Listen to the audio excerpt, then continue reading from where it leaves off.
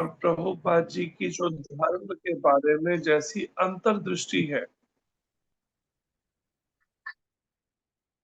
इसका प्रभुपाद जी कहते हैं ये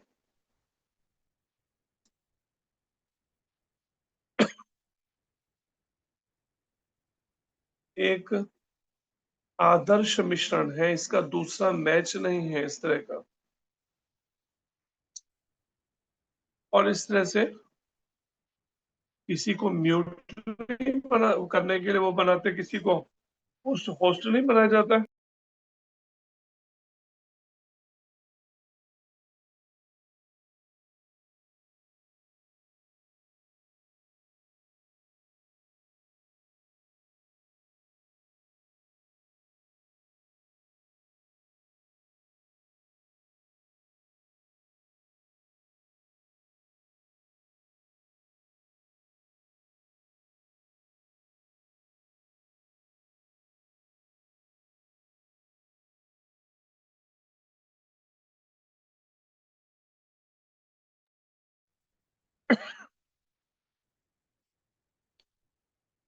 और आगे यहाँ पर पृष्ठभूमि के बाद में फिर प्रभुपाद जी ने ऑस्ट्रेलिया में 1971 12 मई 1971 को ये सिडनी में ऑस्ट्रेलिया में ये इसके आमुख के रूप में ये लिखा है एक तरह से इंट्रोडक्शन से संबंधित, जिसमें प्रभुपाद जी कहते हैं सर्वप्रथम मैंने भगवद गीता यथारूप इसी रूप में लिखी थी। पहले कहा कि प्रभुपाद जी कहते हैं मैंने जो ये भगवद गीता अभी प्रिंट करवाई है मैंने पहले ऐसी लिखी थी। शुरुआत में किन्हीं परिस्थितियों के कारण से वो पूरी भगवद गीता को एज इट इज नहीं कर पाए। उन्होंने भगवद गीता के श्लोक और उनका अनुवाद ही प्रिंट करवाया, नहीं कर पाए। लेकिन जब ये भक्तों के द्वारा जब उन्होंने फिर तो बस पूरा हरे कृष्ण कृष्ण कृष्ण हरे हरे, हरे राम राम राम हरे हरे। हरे कृष्ण कृष्ण कृष्ण हरे हरे, हरे राम राम राम हरे हरे। हरे कृष्ण कृष्ण कृष्ण हरे हरे, हरे राम राम राम हरे हरे। हरे कृष्ण कृष्ण कृष्ण हरे हरे, हरे राम राम राम हरे हरे। हरे कृष्ण कृष्ण कृष्ण हरे हरे, हरे राम राम राम हरे हरे।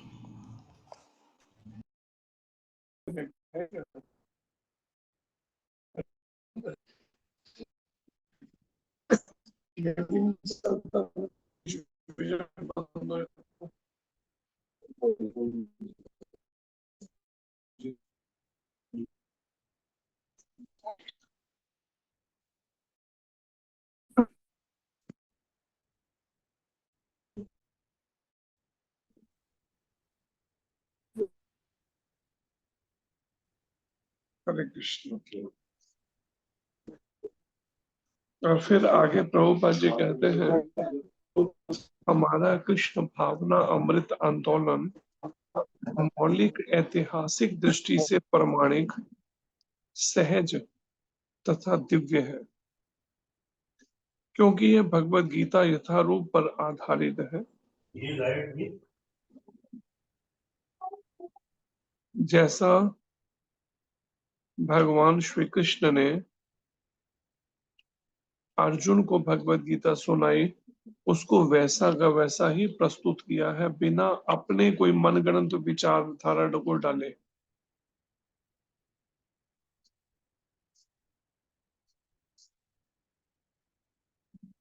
और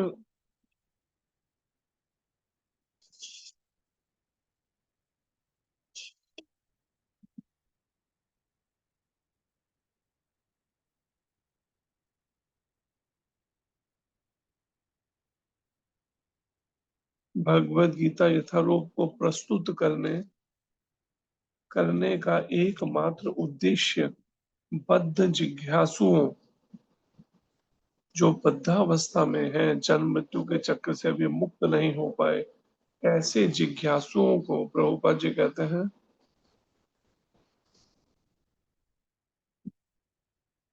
इस उद्देश्य से मार्गदर्शन कराना है, जिसके लिए श्री कृष्ण इस धरा पर ब्रह्मा जी के एक दिन में एक बार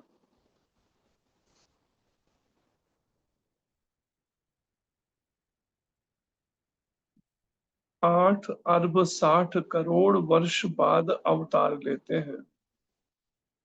ब्रह्मा जी के एक दिन में एक बार, अर्थात 8 अरब 60 करोड़ वर्ष के बाद। अब विचार कीजिए कि भगवान कृपा करके केवल 5000 साल पहले आए हैं मार्गदर्शन देने। अब इसके बाद कब आएंगे? 8 अरब 60 करोड़ वर्षों के बाद स्वयं भगवान कृष्ण आएंगे। लेकिन उसके बाद भी हम भगवान कृष्ण की शिक्षाओं को कितना सीरियसली हम प्रयास कर रहे हैं अपने जीवन में उतारने का, समझने का। तो विचार करके देखिए कितने सीरियस है हम उसके बाद में। भगवत गीता में इस उद्देश्य का उल्लेख हुआ है और हमें उसे उसी प्रकार रूप में ग्रहण कर लेना चाहिए, अन्यथा भगवत गीता तथा उसके वक्ता भगवान कृष्ण को समझने का कोई अर्थ नहीं है। अगर हम वैसे की वैसे गीता को एज इट इज नहीं समझते, अपनी ही मनगढ़ंत अर्थ निकालते हैं गीता के, तो परिणाम समझने का प्रभुपद कोई अर्थ नहीं है इसको। भगवान कृष्ण ने सबसे पहले लाखों वर्ष पूर्व सूर्य देव से भगवत गीता का प्रवचन किया था। हमें इस तथ्य को स्वीकार करना होगा और श्री कृष्ण के प्रमाण की गलत व्याख्या किए बिना भगवत गीता के ऐतिहासिक महत्व को समझना होगा। श्री कृष्ण की इच्छा का संदर्भ दिए बिना भगवत गीता की व्याख्या करना महान अपराध है। अगर हम भगवान श्री कृष्ण की इच्छा जो है कि धर्म की पुनर्स्थापना करने का, उसको एक तरफ रख दें और फिर अपना भगवत गीता पे व्याख्याएं करें अपने अपने स्वार्थों के लिए, तो प्रभुपाद जी कहते हैं ये महान अपराध है। इस अपराध से बचने के लिए श्री कृष्ण को भगवान रूप में समझना होगा। अगर हम चाहते हैं भगवत गीता के सही अर्थों को समझ पाए, तो पहले हमें श्री कृष्ण को भगवान के रूप में स्वीकार करना होगा। अन्यथा अगर हम भगवान कृष्ण को सामान्य व्यक्ति समझते हैं, तो उनकी शिक्षाओं का कोई फिर कोई विशेष लाभ नहीं समझ सकते हम।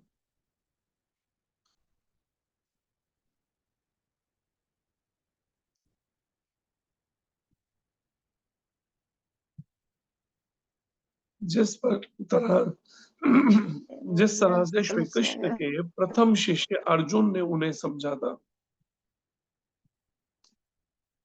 भगवान के रूप में, भगवत गीता का ऐसा ज्ञान वास्तव में लाभप्रद है और जीवन उद्देश्य को पूरा करने में मानव समाज के कल्याण हेतु प्रामाणिक भी होगा। अगर हम श्री कृष्ण को भगवान मानते हुए, समझते हुए फिर हम इस गीता को समझें, तो जरूर हमारे को ये लाभ दे सकती है गीता। और अगर भगवान श्री कृष्ण को अपने जैसा ही एक सामान्य व्यक्ति समझ के फिर अगर हम गीता को समझना चाहेंगे, तो ये हमें कोई विशेष लाभ नहीं दे पाएगी, या फिर जैसे कह सकते हैं हमें जन्म मृत्यु के चक्र से मुक्ति नहीं करवा सकेगी। इस बात को समझ के विचार करके देखिए, इसलिए यहाँ पर ये विषय समझाया जा रहा है। फिर प्रभुपाद जी कहते हैं मानव समाज में कृष्ण भावना अमृत आंदोलन अनिवार्य है। बहुत जरूरी है इस कृष्ण भावना अमृत आंदोलन मानव समाज में।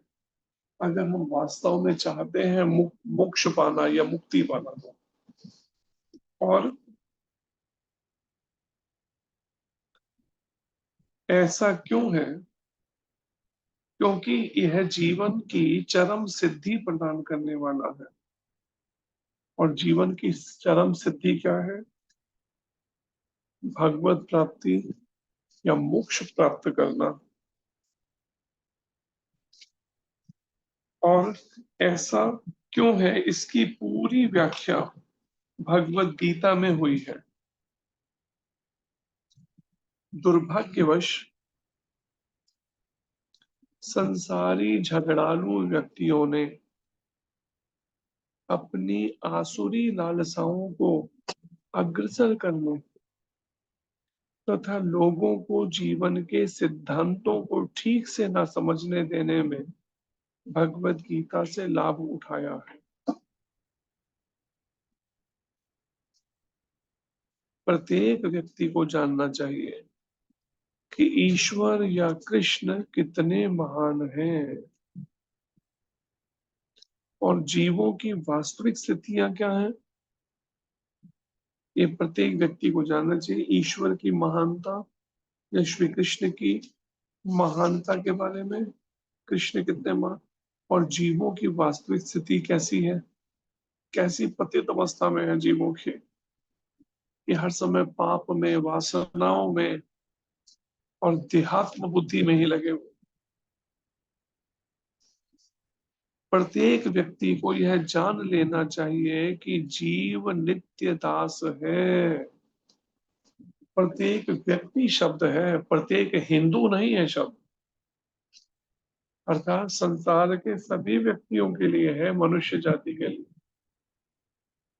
और विचार कीजिए, कलयुग के प्रभाव के कारण से भगवत गीता को क्या मान्यता तो सोच बना रखी है लोगों ने, ये तो केवल हिंदुओं का ग्रंथ है, ये हमारा नहीं है, हमारे तो अपने अलग अलग ग्रंथ हैं, ये तो हिंदुओं का ग्रंथ है। इसलिए दुर्भाग्यवश करोड़ों लोग तो ऐसे ही वंचित हो रहे हैं, करोड़ों अरबों लोग तो इस भगवत गीता को समझने से। और वहीं पर ही जब प्रभुपाद जी ने इसकी व्याख्या की, अंग्रेजी में इसको ट्रांसलेट किया और फिर इसको पूरे विश्व भर में जब ले गए और लगभग 80 भाषाओं में छपने लगी, तो तब केवल कुछ भाग्यशाली जीव, चाहे वो सनातन धर्म में हो या हिंदू धर्म जिसको ये आज भी बोलने लगे हैं, चाहे सिख पंथ में हो, मुस्लिम पंथ में हो या ईसाई पंथ में हो, इसका लाभ उठा रहे हैं। अभी जो 50वें महाराज जी के जो सन्यास का मनाया गया प्रोग्राम, उसमें पाकिस्तान से भी आए हुए थे। वो पाकिस्तान के मुस्लिम हैं, लेकिन पूरा भगवत गीता और भागवत पे पूरी तरह से अलग, वैसे प्याज लहसुन चाय कॉफी नहीं और पूरे नियमों को पालन कर रहे दृढ़ता से। ऐसे ही महाराज जी अभी दिल्ली में किसी कार्य से जाना हुआ कनॉट प्लेस में, तो उसी समय एक सरदार सिख फैमिली का उस समय महाराज जी के पास आके बड़े रिस्पेक्ट, बड़े आदर के साथ महाराज को हरे कृष्णा बोला। और जब माँ ने पूछा तो कहता, मैं नियम से 16 माला जप करता हूँ। और उनके पास में शायद की पत्नी थी साथ में, उसने कंठी डाल रखी थी और वो कहती मैं भी 16 माला करती हूँ। विचार कीजिए।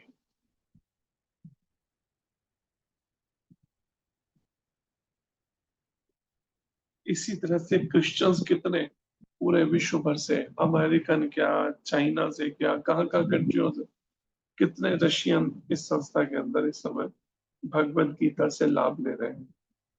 प्रभुपाद जी कहते हैं प्रत्येक व्यक्ति को अच्छे से दिमाग में ना ये बैठा लेना चाहिए, जान लेना चाहिए। क्या जान लेना चाहिए? कि जीव जो है नित्य दास है, वो स्वामी नहीं है। जीवात्मा जो जीव है वो नित्य दास है। जीवेर स्वरूप है कृष्णेर नित्य दास, भगवान श्री कृष्ण का नित्य दास है। नित्य मतलब हमेशा, सदा, सदा से दास है। और जब तक वह श्री कृष्ण की सेवा नहीं करेगा, दास का कर्तव्य बनता है कि वो अपने स्वामी की सेवा में लगे, सेवा करे। इसलिए प्रभुपाद जी कहते हैं जब तक श्री कृष्ण की सेवा नहीं करेगा जीव, तब तक वह जन्म मृत्यु के चक्र में पड़ता रहेगा। विचार कर लीजिए, ये जन्म मृत्यु का चक्र तब तक खत्म नहीं होगा जब तक वो सेवा नहीं करेगा। किसकी? भगवान श्री कृष्ण की सेवा जब तक नहीं करेगा। हाँ, ये नहीं कहा जा रहा कि पत्नी की या पति की सेवा नहीं करेगा या बच्चों की सेवा।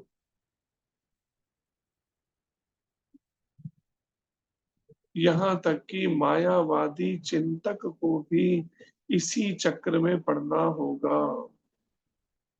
जो भगवान को निराकार मानते हैं, ऐसे चिंतन करने वाले जो मायावादी हैं, उनको भी चक्र में पड़ना होगा, इसी चक्र में, इस चक्र में, जन्म मृत्यु के चक्र में। जो ईश्वर को निराकार मानते हैं उनको भी गति नहीं होने वाली है, क्योंकि वो अपडेट करके भगवान के, आपको लिंक भेज दें, ग्रुप में आ जाएगा। हाँ, भगवान के रूप को ही जब कोई नहीं मानेगा, तो भगवान के धाम में भला उसे प्रवेश कैसे मिल सकता है? क्योंकि धाम में तो भगवान अपने साकार रूप में लीलाएं करते हैं ना, और वो तो भगवान के रूप को ही नहीं मानता मायावादी। एक तरह से जो शास्त्र कहता है, मायावादी कृष्णेर अपराधी, भगवान श्री कृष्ण के प्रति अपराधी है। क्या अपराधी है? उनके रूप का निरादर कर रहा है, केवल उनका नाम भले ले रहा है लेकिन रूप का अनादर कर रहा है। और जो भी भगवान के प्रति अनादर का भाव से अपराध करेगा, कैसे प्राप्ति संभव है सोचिए। और फिर भी कलयुग में ऐसे लोग भी संस्थाएं खोल के अपना संस्थाएं चलाते हैं, हजारों लाखों अनुयायी बना लेते हैं। ऐसे ही एक संस्था चल रही है श्री राम शरणम, उसमें वो राम जी के नाम को तो मान रहे हैं लेकिन राम जी के रूप को नहीं मान रहे। तो जो महाराज जी को सरदार जी मिले, तो वो सरदार जी कहते हैं एक दिन मैंने गुरुद्वारे के ग्रंथी जी से पूछा कि आप ग्रंथ साहब में बार बार राम का नाम ले रहे हैं, तो फिर हिंदू जो है हमसे अलग कैसे हुए? कहते जब मैंने पूछा, वो सरदार जी कहते तो वो ग्रंथी जी ने जवाब क्या दिया, ग्रंथी जो थे गुरुद्वारे के, उन्होंने कहा असल में हिंदुओं के राम अलग हैं, हमारे राम अलग हैं। हिंदुओं के राम अलग हैं, हमारे राम अलग हैं। अलग आप कितनों को करोगे? उसमें तो सैकड़ों बार राम नाम, कृष्ण नाम, दामोदर, माधव, केशव, गोविंद, राघव, नारायण, मधुसूदन, ऐसे कितने नाम हैं? 18,768 लगभग ये सब नाम आए हैं। आप कितने नाम निकालोगे? या कितनों को आप ये कहोगे कि हम वो अलग, हमारे अलग है? कैसे धीरे धीरे कलयुग अपने पांव पसार रहा है, विचार करके देखिए।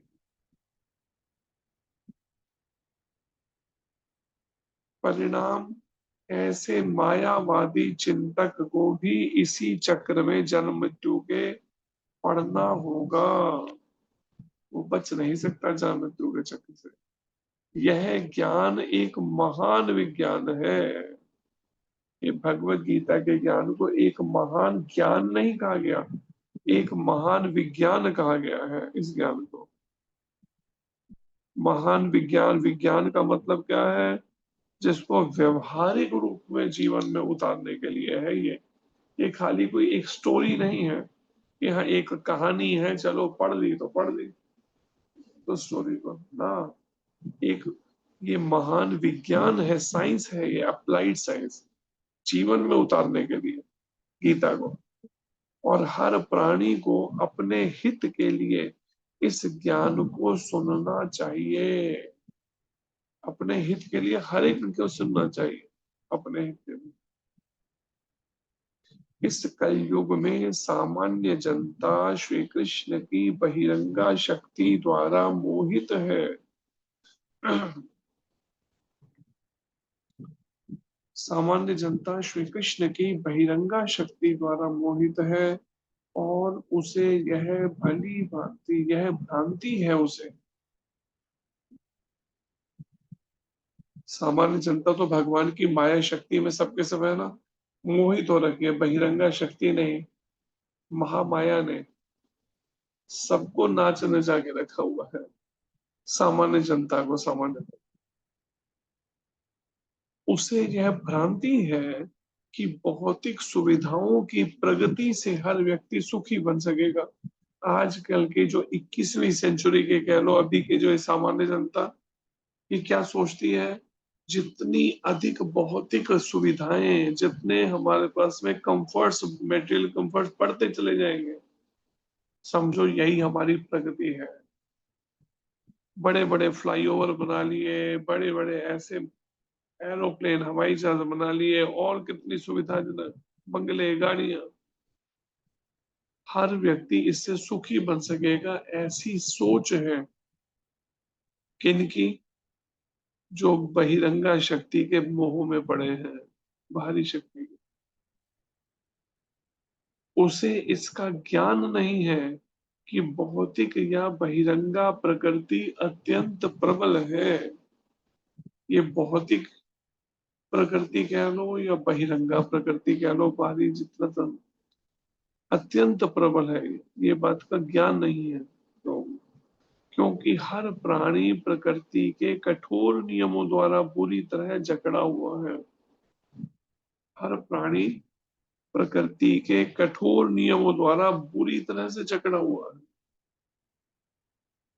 सौभाग्यवश जीव भगवान का अंश रूप है। ये बड़ा सौभाग्य है ऐसी परिस्थितियों में जब प्रकृति के कठोर नियमों में जकड़ा है बुरी तरह से। किन कठोर नियमों में? जन्म मृत्यु जरा व्याधि दुख दोषानुदर्शन। हर एक को जन्म लेना होगा, अगर तो मृत्यु को प्राप्त होगा, और फिर भगवान का जो ये अंश रूप है, ये बड़ा सौभाग्य है जिससे वो सीधा अंशी से अपना संबंध स्थापित कर सकता है। अतएव उसका सहज कार्य है भगवान की सेवा करना। जैसे हम सहज में करते हैं ना कि ये घर मेरा है, सहज में मानते हैं मेरा घर है, ये मेरा परिवार है, मेरे पत्नी बच्चे या मेरा पति है। इसी तरह से प्रभुपाद जी कहते हैं कि इस सहज भाव से भगवान की सेवा करनी चाहिए। सेवा करना, जिन भगवान के हम अंश हैं, उस अंशी की सेवा करना ही हमारा कर्तव्य और दायित्व होने चाहिए। मोहवश मनुष्य विभिन्न प्रकारों से अपनी इंद्रिय तृप्ति करके सुखी बनना चाहता है। मोह के वश होकर मनुष्य क्या है, विभिन्न प्रकार की अपनी इंद्रिय तृप्ति करके, पत्नी पति बच्चों के बीच में खूब इंद्रिय तृप्ति करके सुखी बनना है। वो सोचता है इस तरह से मैं सुखी हो जाऊंगा, किंतु इससे वह कभी भी सुखी नहीं हो सकता। अपनी भौतिक इंद्रियों को तुष्ट करने के बजाय उसे भगवान की इंद्रियों को तुष्ट करने का प्रयास करना चाहिए। भौतिक अपनी इंद्रियों को तुष्ट करने के बजाय अपनी जीभ को, अपने कानों को, आंखों को, त्वचा को, मन को, इनको संतुष्ट करने की जगह प्रभुपाद जी कहते हैं बल्कि हमें क्या चाहिए, भगवान की इंद्रियों को तुष्ट करना। अगर भगवान को हम जहां अपने ड्रेस की चिंता करें, भगवान को अगर ये ड्रेस पहनाई जाए तो कैसे लगेगी उनके ऊपर, इसका विचार करके फिर सोचेंगे हमें ऐसे में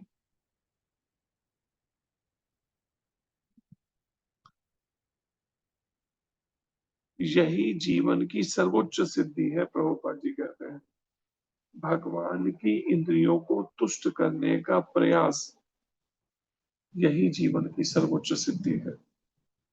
अगर कोई सर्वोच्च सिद्धि चाहता है तो उसे क्या करनी चाहिए? भगवान की इंद्रियों को तुष्ट करने का प्रयास करना चाहिए।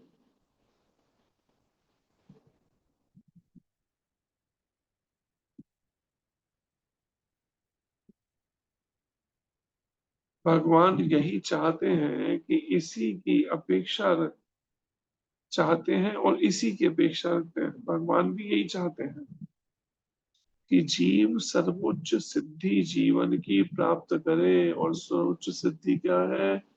भगवान के प्रेम को, श्री कृष्ण प्रेम को प्राप्त करना।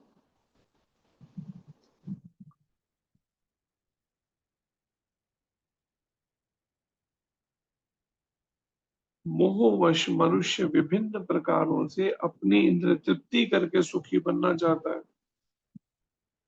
मनुष्य चाहता है अपनी इंद्र से सुखी बनना, किंतु इससे वह कभी भी सुखी नहीं हो सकता। अपनी भौतिक इंद्रियों को तुष्ट करने के बजाय उसे भगवान की इंद्रियों को तुष्ट करके करने का प्रयास करना चाहिए। भगवान यही चाहते हैं कि इसी की अपेक्षा रखते हैं। मनुष्य को भगवत गीता के इस बिंदु को, केंद्र बिंदु को समझना होगा। हमारा कृष्ण भावनामृत आंदोलन पूरे विश्व को इसी केंद्र बिंदु की शिक्षा देता है।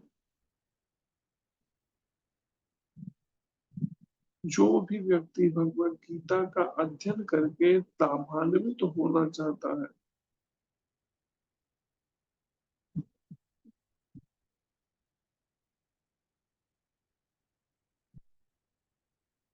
वह हमारे कृष्ण भावनामृत आंदोलन से इस संबंध में सहायता प्राप्त कर सकता है।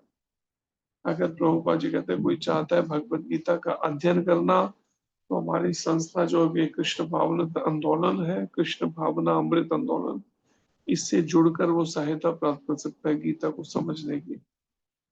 अतः हमें आशा है कि हम भगवत गीता यथारूप को जिस रूप में प्रस्तुत कर रहे हैं,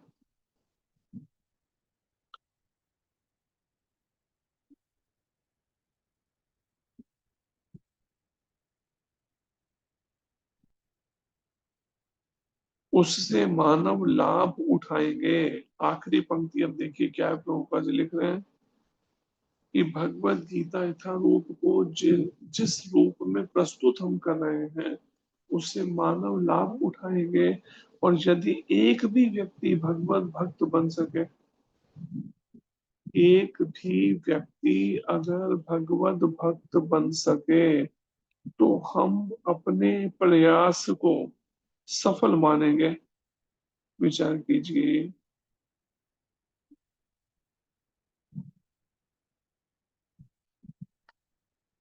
तो विचार कीजिए किस तरह का संघर्ष चाहिए, किस तरह की मेहनत चाहिए भगवत प्राप्ति के लिए। जरा सोच के देखिए उसकी गंभीरता को, और कितने हम सीरियस है फिर ये सोच के देखिए भगवान की भक्ति करने में। हरे कृष्ण। धन्यवाद। तो यहाँ पर प्रभुपाद जी ने 1971 में ये एक तरह से भगवत गीता के शुरुआत में पृष्ठभूमि के बाद का जो एक तरह से सार रूप में गीता के उपदेश की बातों को, इसको प्रभुपाद जी ने प्रस्तुत किया है, जिसमें वो आखिर में क्या कहते हैं कि अगर भगवान की इंद्रियों को हम तुष्ट करने का प्रयास कर लें, तो यही जीवन की सर्वोच्च सिद्धि है।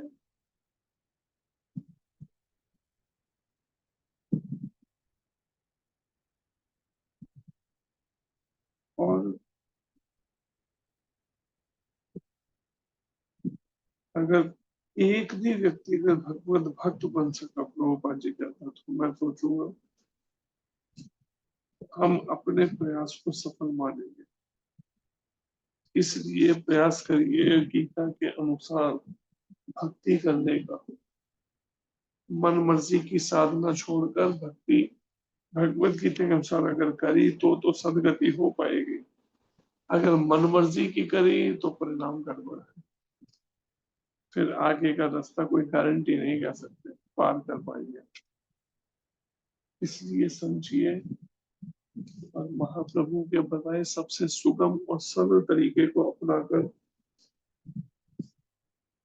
कीर्तनिया सदा हरि नाम गाने सदा रुचि वाले तरीके से भक्ति करना। भले बहुत सारे ग्रंथ का जो ये है बहुत, इसमें भगवत गीता में भी जो वर्णन है श्लोकों में, इन शिक्षाओं को व्यवहारिक रूप कैसे दिया जाए यही गीता से समझने का है मुख्य, और विशेष रूप से प्रमाणिक गुरु के माध्यम से। हरे कृष्ण। हरे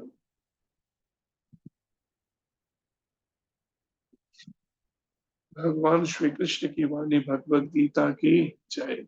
जय भगवान की जय जय भगवान की जय परमात्मा की जय। जय जय वैष्णव वृंद की जय।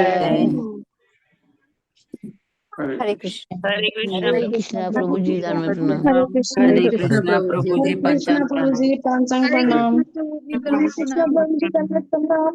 हरे हरे कृष्ण। कृष्णा प्रभु जी दंडवत प्रणाम। हरे कृष्ण प्रभु जी हरे हरे कृष्णा प्रभु जी कोटि प्रणाम। हरे कृष्ण प्रभु जी दंडवत प्रणाम। हरे जी कृष्ण जी मीटिंग एंड करें। जी। हरे कृष्णा वाचा कल्पतरुभ्यश्च कृपा सिन्धुभ्यैव च पतितानां पावनेभ्यो वैष्णवेभ्यो नमो नमः। श्री गुरु महाराज की जय। की जय। अनंत कोटि वैष्णव वृंद की जय। निताय गौर हरे हरि हरि बोल। प्रभु जी दंडवत प्रणाम। हरे कृष्ण प्रभु जी दंडवत प्रणाम। हरे कृष्ण। हरे कृष्ण प्रभु जी पंचांग प्रणाम।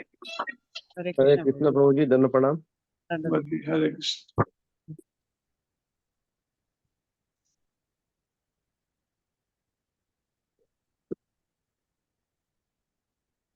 आ रही हूँ।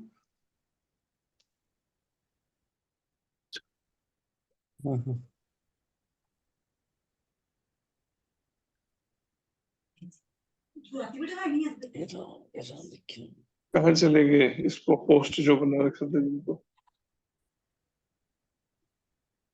मीटिंग को एंड करने को उनके पास तो होगा ना। अब शुद्ध भक्ति अब आपको बना मानसी माता के पास था। प्रभु जी हरे कृष्णा दंड प्रणाम। तो हरे आप करो। प्रभु जी एक प्रश्न पूछूं प्रभु जी। जी। तो जिसमें आमुख में जो लिखा है कि जिसके लिए कृष्ण इस धरा पर ब्रह्मा के एक दिन में अर्थात 8 करोड़ 60 लाख वर्ष बाद अवतार लेते हैं, तो क्या ये हर 8 करोड़ 60 लाख वर्ष हर वर्ष लेते हैं अवतार?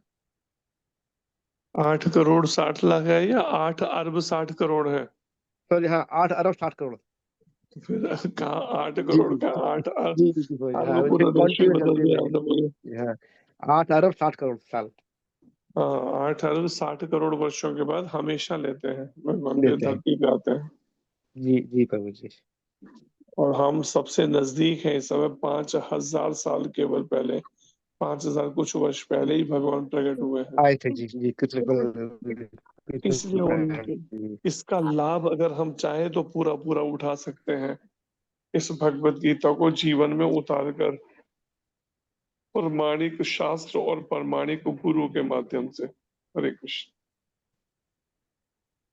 हरे कृष्ण। हरे कृष्ण। हरे कृष्णा प्रभु जी दंड प्रणाम। कौन वरुण जी? यस प्रभु जी। इतनी डिस्टरबेंस क्यों थी आपकी तरफ से? एक्चुअली प्रभु जी मेरे तरफ से नहीं थे, मेरी मदर को ऑफ करते नहीं आ रहा था, उधर से हो रहा। जी मैं सेंटर में प्रभु जी, मदर घर पे हैं तो मेरे नाम से ही वो लॉग इन हो गया है। उनको तो बताइए ये बात कि यस इससे प्रभु क्लास जी। डिस्टर्ब होती है। मैं ध्यान रखूंगा प्रभु जी।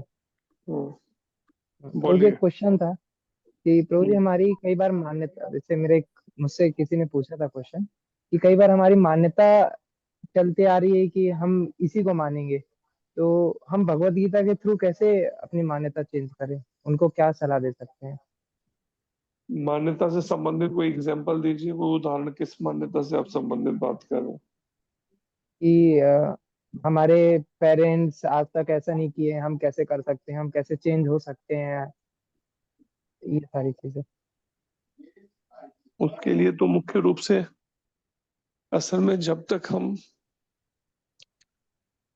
अपने इन इंद्रियों और मन के स्तर पे जब तक कार्य करते रहेंगे, जैसे लोग जिम जाते हैं, खूब शरीर के व्यायाम एक्सरसाइज करने या शरीर से संबंधित जितना भी अधिक हम इंद्रियों को उसके भोग देंगे, सेंसेस को उनके सेंस ऑब्जेक्ट्स में लगाएंगे, विषय भोगों में, उतना ही ज्यादा और वीक पड़ते चले जाएंगे। यस और प्रभु अगर जी। हम That's a Bushang. Ji, Bushang. Bushangas. Este este tato kolofot. अब किसका फिर शुरू हो गया बीच में नहीं? Tatet. Hatta kismet. ये इतने सारे अनम्यूट किए हुए, इसको बंद क्यों नहीं करते प्रीति माता? किस बात के प्रतिभा लिए अनम्यूट किए बैठे हो? हाँ, प्रतिभा माता ऐसी बीमारी है थोड़ी देर में। वीना भट्ट, वीना जी अनम्यूट क्यों कर रखा है? अभी कोई क्वेश्चन थोड़ी आप कर रहे हो जो अनम्यूट करके बैठे हो।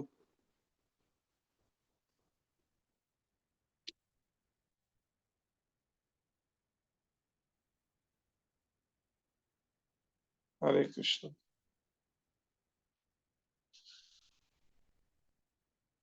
बोलिए वरुण जी, और कुछ बोलना प्रश्न है? नहीं प्रभु जी, बस यही था। थोड़ा क्लियरिटी दे सकते हैं प्रभु जी, थोड़ा समझ नहीं आया। हाँ जी, क्लियरिटी दे सकते हैं प्रभु जी कि उन्हें क्या डायरेक्ट बोल सकते हैं?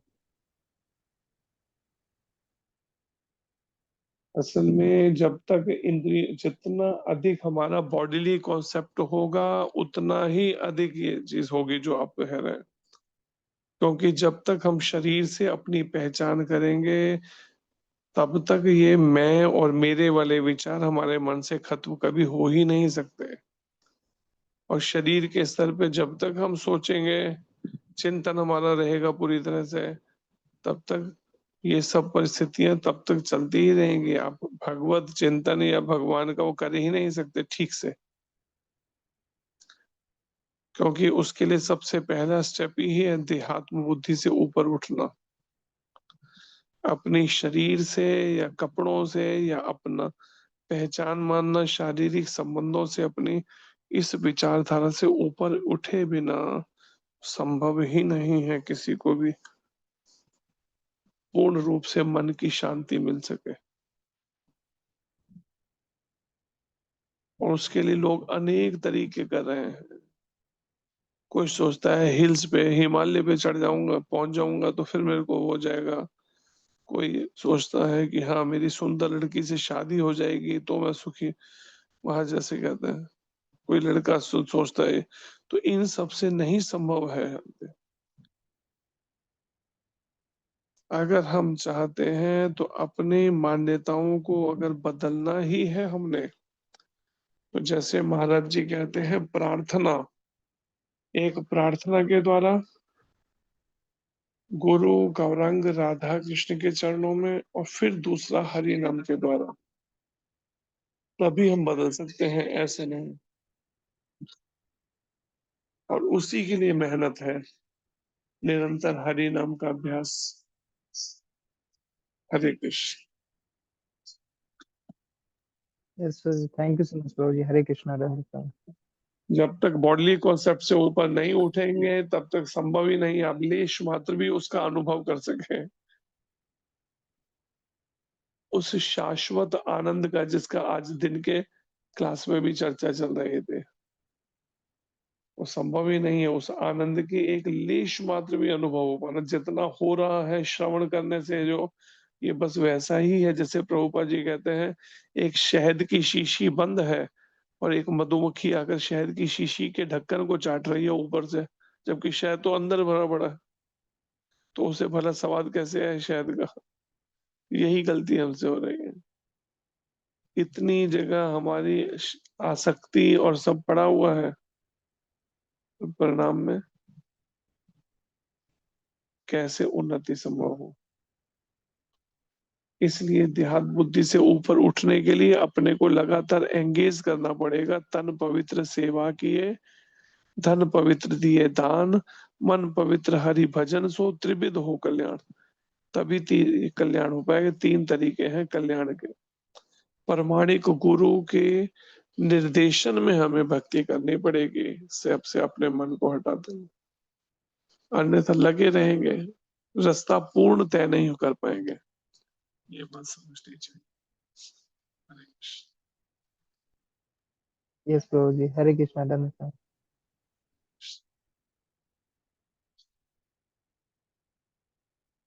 धन्यवाद सभी का। श्री गुरु महाराज की जय। जय प्रभुपाद महाराज की जय। जय कोटि वैष्णव वृंद की जय। जय आचार्य श्री कबीरदास ठाकुर की जय। जय भगवान श्री कृष्ण की वाणी भगवत गीता की जय। जय कृष्णचंद्र भगवान की जय। जय गौर प्रेमानंदे हरि हरि बोल। हरे हरे कृष्ण हिज प्रभु जी। संजय व्यास प्रभु जी की जय। हरि बोल।